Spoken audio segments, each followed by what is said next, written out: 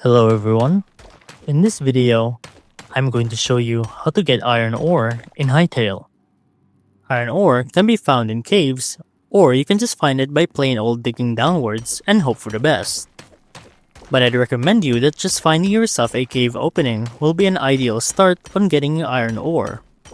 Now metal ores come in the form of these rocks right here. As long as you see metal protruding outwards from stone, then that's a guaranteed ore. Simply just mine it, and you'll get it for your own use. These will come as either just a single one, or an entire cluster like the ones you saw on the screen. Now iron can be found near magma, so as long as you find some stones that are glowing red or radiating heat, and some magma, there's a likely chance for iron to be somewhere around the area. Now how to use iron ore exactly? Well, if you have a furnace set up at your base, then simply plop down an iron ore and add in a fuel to melt it down. Give it some time, then you'll have yourself precious iron ingots.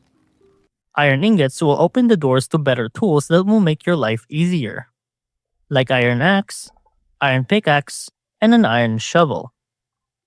And that's how to get iron ore in Hytale.